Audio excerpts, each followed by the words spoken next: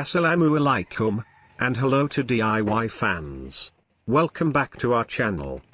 Today, we'll be addressing a common issue that many car owners face.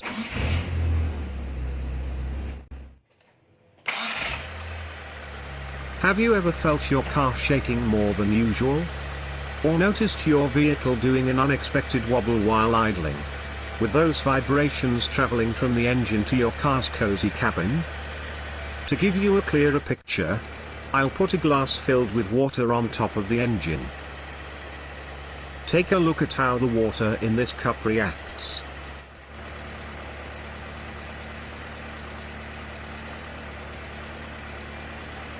Well, buckle up, because we're going to explore the reasons behind it and how you can fix it for a smoother ride.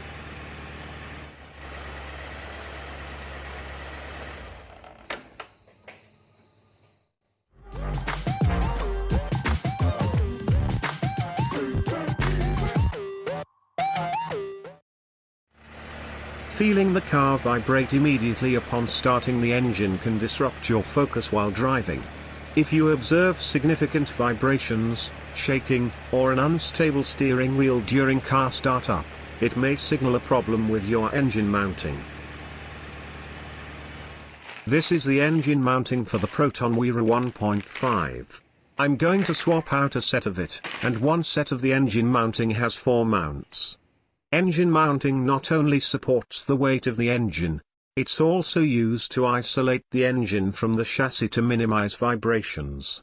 Worn-out motor mounts should be replaced right away to prevent further damage to other parts of the vehicle. If you're a bit of a DIY enthusiast with the right tools, why not give it a shot yourself?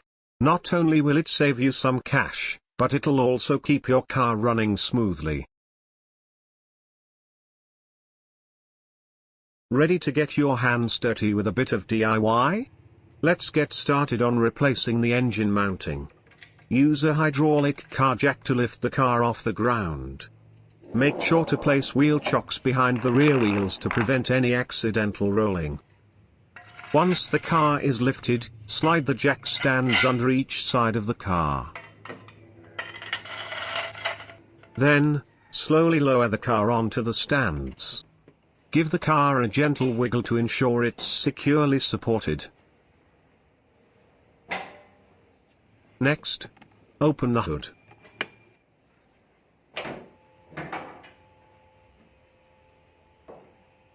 Let's first start by replacing the engine mounting on the timing belt side. To make it easier to remove the engine mount, we need to disconnect several components. We'll need to release the power steering reservoir and power steering hose from their brackets. There's another hose attached to the mount that also needs to be disconnected. Lastly, remove the filter dryer bracket. Once we've taken off all the mentioned components, we'll then have access to unscrew the engine mounting bolt located underneath.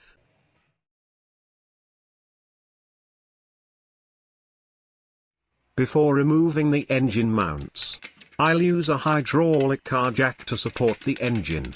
I'll put the jack under the oil pan and use some old newspapers to add extra padding between the oil pan and the jack. Raise the engine slightly to relieve tension on the mounts. Next, remove the two 10mm screw bolts from the power steering bracket.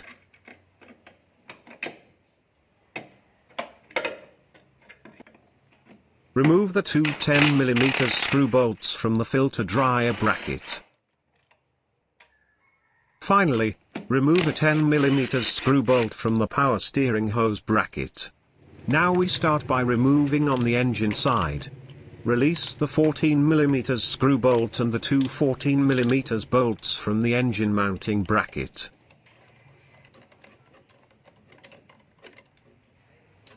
And then we start removing the screws on the chassis side.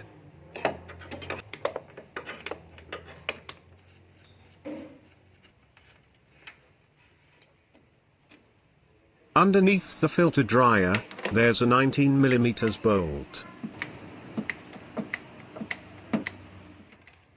Alright, we've successfully removed the 19mm bolt. Next, push out the insulator rod from the back. And finally, the engine mount can be fully removed. For installation, place the new engine mount back in its original position and insert the insulator rod into the engine mount chassis. If the insulator rod doesn't slot in smoothly, just raise the engine slightly, and it should fit right in. Put on the 19mm bolt at the back of the engine mounting, and the 14mm bolt on the front. Just loosely tighten those bolts for now. Now, let's tackle the bracket on the engine side. Tighten up a 14mm screw bolt and the two 14mm bolts on the engine mount bracket. Tighten the 19mm insulator screw bolt to a solid 100 Nm. For the front bolt, use 53 Nm. Make sure all the bolts holding the engine bracket are snug at 58 Nm. Gently lower your car's jack until the engine sits nicely in its mount. Don't forget to reattach the brackets for the power steering reservoir, power steering hose, and filter dryer. Tighten those screws to 11 Nm.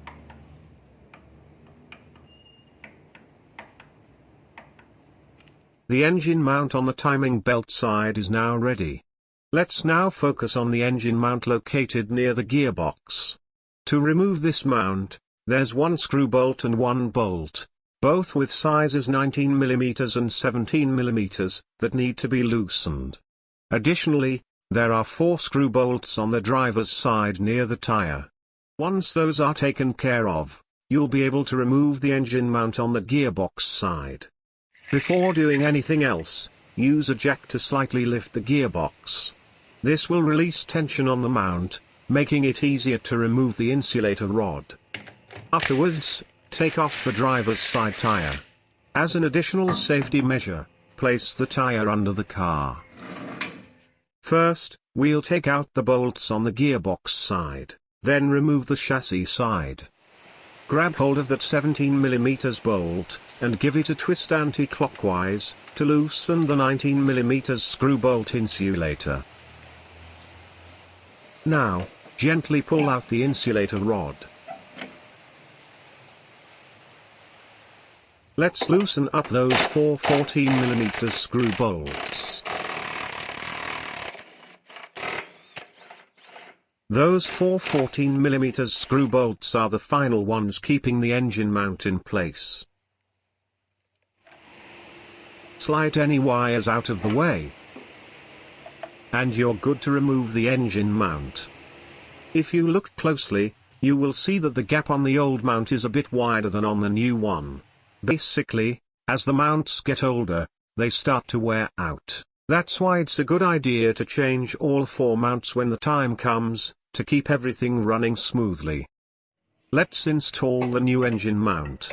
Put the new engine mount back in its original position, and reinstall all the remaining parts in the reverse order of removal. Attach the mount to the chassis with 4 14mm screw bolts. And torque these bolts to 45 Nm. Then, attach the insulator rod to the mounting, and torque them to 100 Nm.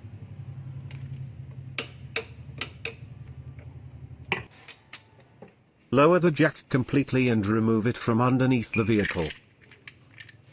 Alright, the gearbox mounting is now set up and it's all good to go. Next, we will replace the last 2 mountings. The last 2 are located at the bottom of the engine, on the cross-member assembly. One is at the front, and the other is at the back. To lower the cross-member, we need to loosen the 4 17mm screw bolts.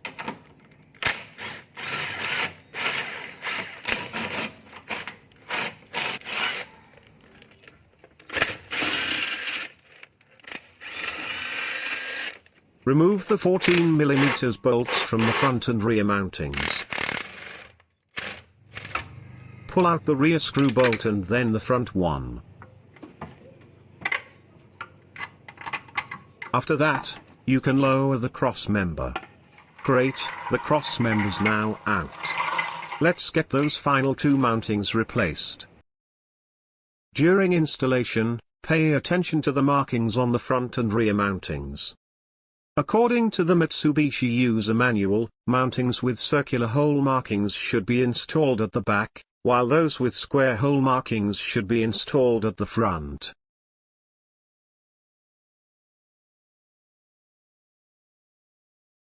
Note that there's a slight size difference between the front and rear mountings. Now, let's remove the mounting from the cross member. Remove the two 14mm screw bolts that secure the mountings to the cross member. If you found an engine mount is broken like this, it can cause problems with how your car runs. The engine will move more than it should, stressing out other parts like hoses and wiring. This isn't safe and can lead to other components failing. To keep your ride smooth and comfy, make sure to replace them. Fit the new mountings onto the cross member. And tighten the bolts to 34 Nm.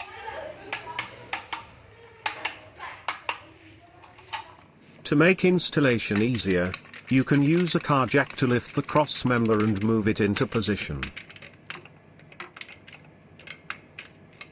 Reattach the mounting screw bolts at the front and rear.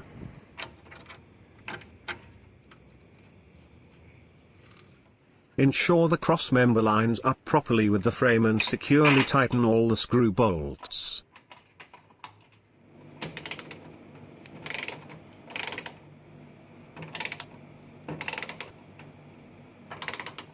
Finally, torque the cross member screw bolts to 69 Nm.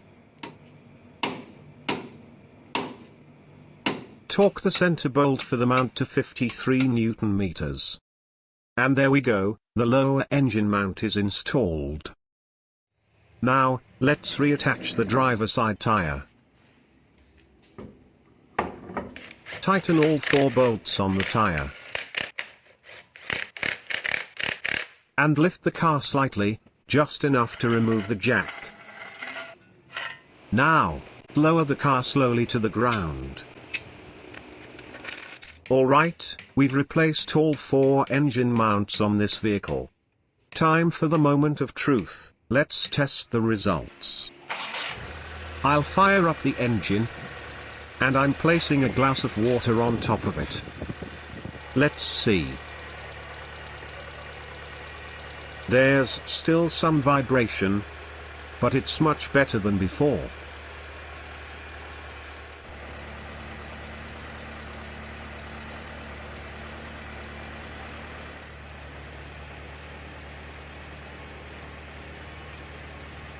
Now, let's see how it is inside the cabin. I place the glass of water on the dashboard. The water in this glass looks stable. It's clear that the cabin is quieter, with no engine vibrations seeping in. Proof positive that the cabin's insulated from the engine rumbles. You'll be driving in peace and quiet from here on out. Overall, the engine mounting is a crucial component in the vehicle, because it functions to align, hold and protect the engine, as well as provide comfort for the driver and passengers. So hopefully the video was helpful. If it was, remember to give it a thumbs up. If you're not a subscriber, consider hitting that subscribe button and turn on that notification bell for more videos like this, and be sure to check out the links in the description. I link every product and tool I used in this video, so you could easily find them. Stay tuned. Use this information at your own risk. Due to factors beyond the control of Pro2 DIY, I cannot guarantee against improper use or unauthorized modifications of this information. Any injury, damage, or loss that may result from improper use of these tools, equipment, or from the information contained in this video is the sole responsibility of the user and not Pro2 DIY. WE advocates for the adoption of safe practices when working on vehicles or with any tools that are shown or suggested in this video. If the video was helpful, remember to give it a thumbs up and consider subscribing.